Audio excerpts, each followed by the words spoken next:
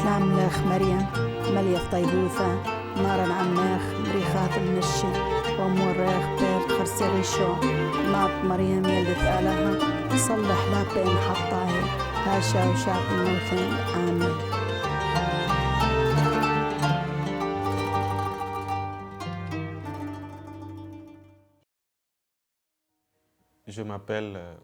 Me llamo Roger Kologo.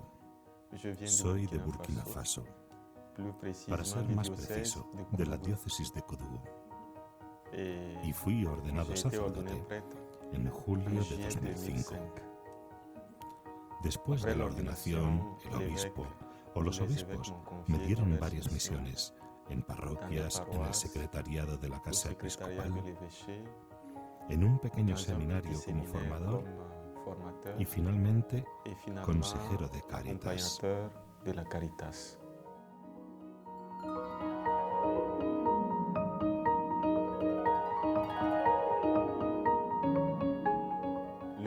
Burkina Faso es un país de África Occidental, en el corazón del oeste de África. Es un pequeño país de 174.000 kilómetros cuadrados y está poblado por más o menos 20 millones de habitantes. De estos 20 millones hay, digamos, más del 50% de musulmanes, 20-25% de cristianos y entre el 20 y 25% de fieles de la religión tradicional. Es un país donde no hay, por así decirlo, crisis social o crisis étnica. Hasta ahora, las distintas comunidades étnicas han vivido en paz, en tolerancia. Hay matrimonios entre personas de diferentes etnias, de distintas religiones, entre católicos y musulmanes, católicos y protestantes, católicos y fieles de la religión tradicional. Digamos que hasta estos últimos años vivíamos un clima tranquilo en Burkina Faso.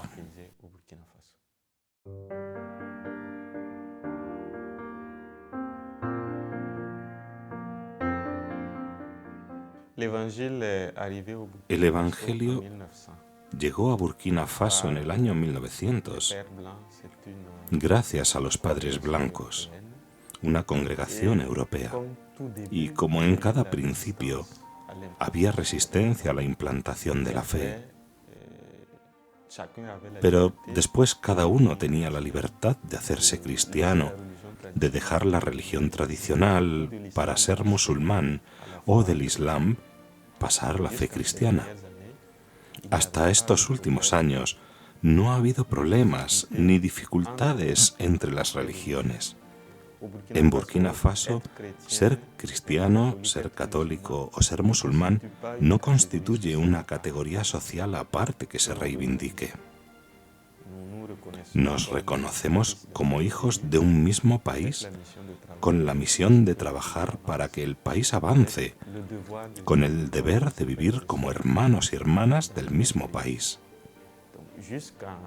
Hasta el año 2015, no había problemas entre las comunidades.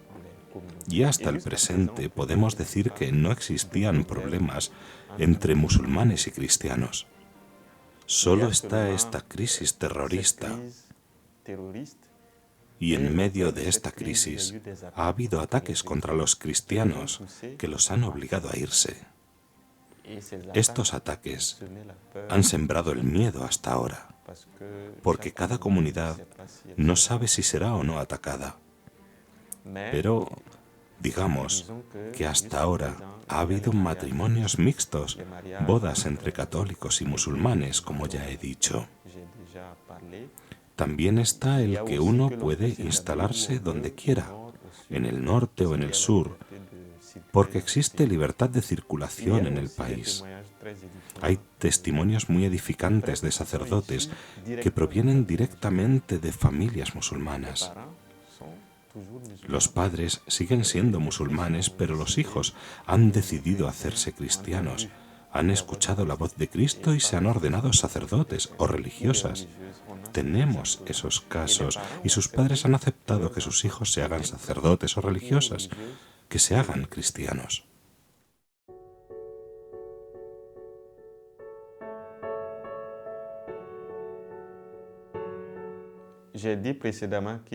Como he dicho anteriormente, no hay problemas entre religiones. Hay una coexistencia pacífica entre las diferentes religiones, pero hay un fenómeno que ha comenzado a afectar. Desde hace unos 10 años se ha notado en los pueblos la presencia de predicadores musulmanes que llamaban a un Islam radical y que denunciaban la coexistencia pacífica con los cristianos, con los católicos. Yo estuve en una parroquia entre 2010 y 2012 en mi diócesis, y en uno de los pueblos los musulmanes echaron a un predicador suyo itinerante porque les reprochaba que vivían en buenas relaciones con los cristianos del pueblo. Ellos no estaban de acuerdo con esa manera de entender su religión y por eso le pidieron a este predicador que se fuera del pueblo. En la diócesis en que servía antes de venir aquí, en una pequeña ciudad, los musulmanes le dijeron a los cristianos con los que vivían en buena relación que ya no querían compartir más con ellos la misma mesa durante las fiestas y los momentos de vida común, porque antes no habían entendido que la religión católica y la religión musulmana eran diferentes. Pero después de que pasara un predicador, entendieron que las dos religiones son diferentes y que no podían consentir más una vida en común, promover una coexistencia pacífica. En la misma ciudad, un grupo de presión quería que se acabara la crianza de cerdos. Como ya saben, los musulmanes no consumen carne de cerdo. Y algunas personas se sublevaron para que los que criaban a los cerdos dejaran de hacerlo. Hay varios ejemplos como este de crispación, pero han sido después de un aumento de la radicalización en el país. Este es un primer elemento que ya estaba ahí, no muy grave, pero que ya era un tema de preocupación. Después de 2015, con la crisis terrorista, para empezar, hubo el ataque. Los ataques contra el Estado, contra los representantes del Estado, contra los cuerpos y fuerzas de seguridad y contra los ediles municipales.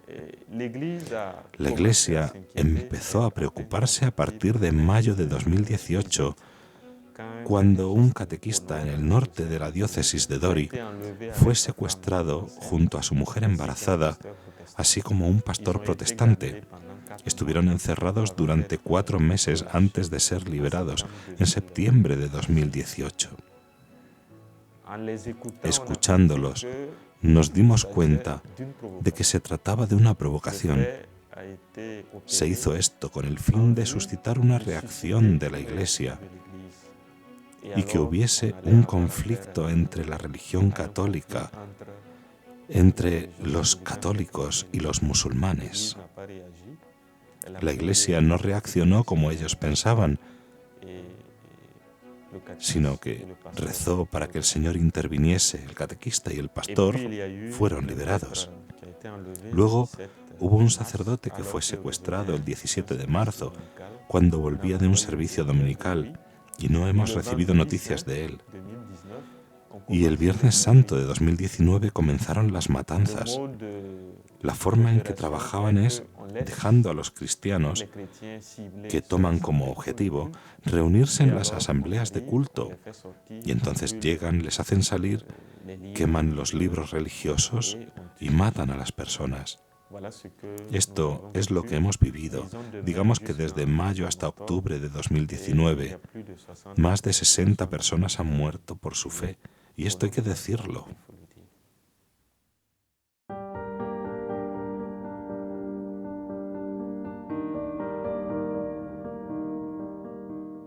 Como he dicho antes, no es una situación generalizada en que se ataca a la Iglesia en todo el territorio de Burkina Faso.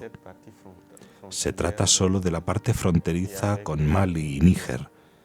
Anteriormente, la comunidad católica, los cristianos, no eran muy numerosos en esa región. Contábamos con un 1% de cristianos, de católicos, en esa parte de Burkina. Pero a pesar de que los cristianos fueran minoría, eran aceptados en las aldeas y vivían en buenas relaciones con los que estaban allí. Ha sido justamente después de la crisis que la comunidad fue tomada como objetivo y que cristianos individualmente y sus familias se han convertido en el objetivo y han sido asesinados por ser cristianos. Es difícil decir cuál es la causa. ¿Es que quieren que los cristianos abandonen la zona? Pues es posible. ¿Es que identifican a los cristianos como aquellos que apoyan al Estado, como los que quieren un Estado de derecho en Burkina? Es igualmente posible también. Teniendo en cuenta que los terroristas no han dicho por qué atacan a la Iglesia hasta ahora, no podemos más que hacer suposiciones. Lo que está claro es que han sido atacados a razón de su fe. Porque, por ejemplo, a uno le preguntaron, ¿por qué no rezas como nosotros? ¿Por qué no has rezado durante el mes del Ramadán con nosotros? Y contestó, yo también tengo mi fe, yo rezo. Y lo asesinaron. Otro que se salvó milagrosamente dijo que le cachearon. Llevaba una medalla milagrosa con él. No encontraron la medalla y eso le salvó la vida. Lo habrían matado si no hubiese pasado este milagro de la Virgen.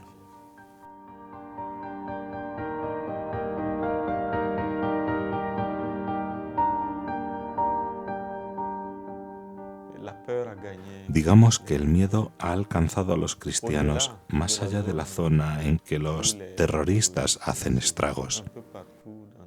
Un poco en todas partes de todo el país. El miedo ha alcanzado a los cristianos. Tienen miedo de ir a la iglesia. Tienen miedo de que las asambleas litúrgicas sean el objetivo de los terroristas. ¿Cómo hemos reaccionado? Ante todo, con la oración. Cuando el catequista fue secuestrado, cuando el sacerdote fue secuestrado, cuando hubo los asesinatos, la comunidad rezó, multiplicó las iniciativas de oración, de novenas, para que Dios interviniera y salvara a la comunidad y a todo el país. Cuando empezamos a escuchar sobre los primeros hechos, los obispos propusieron una oración que se reza todos los días después de misa para pedir al Señor la paz para Burkina, la paz para sus habitantes. Así que lo primero, la oración. También está la solidaridad con los que sufren, con los cristianos perseguidos. Las diócesis afectadas por el terrorismo fueron sostenidas con la oración, fueron sostenidas con el afecto de los otros e incluso materialmente, para que los desplazados, los cristianos que tuvieron que abandonar las ciudades en que vivían, tuvieran de qué vivir cada día. Así que esta fue nuestra respuesta, confiarnos a Dios y pedirle que venga en nuestra ayuda. En Burkina, después de los ataques, no hay resentimientos por parte de los cristianos contra los musulmanes, ni intención de vengarse. No hay una forma organizada para responderles, para atacar al enemigo que nos ataca. No, no hubo tal pensamiento. Lo que sí hacemos es rezar y rezar. Es necesario decir, con respecto a otras situaciones, que los cristianos que estaban en los pueblos y fueron atacados, abandonaron estos pueblos y muchos todavía no han vuelto. Si volviesen a sus pueblos, habría que ver cómo se desarrollaría la reconciliación, pero están todavía lejos de sus casas y actualmente muchos viven entre otros musulmanes que también han abandonado sus hogares. Viven con ellos, compartiendo lo poco que les queda. Así ha sido siempre la convivencia que ha prevalecido siempre en el país.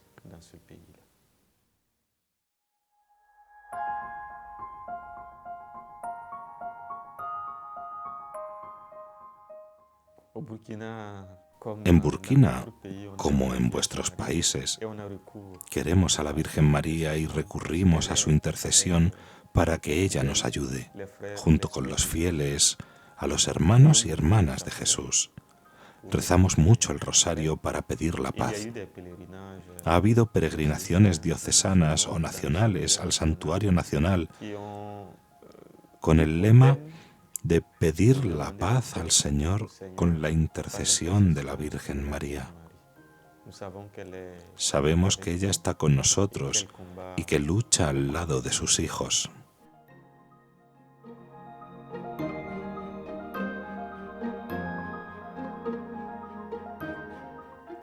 Debemos preguntarnos, ¿qué hacemos con nuestra fe en África, así como en Europa? ¿Qué hacemos con la fe en Cristo? Tenemos también nosotros que despertar nuestra fe. La otra cosa es agradecer a todas las congregaciones, a todas las distintas organizaciones que vienen en ayuda de los cristianos perseguidos por todo el mundo. Esa ayuda les hace mucho bien, esa ayuda les da fuerzas con la oración para resistir y continuar esperando, de continuar trabajando por la venida de un mundo mejor, un mundo de justicia y de paz.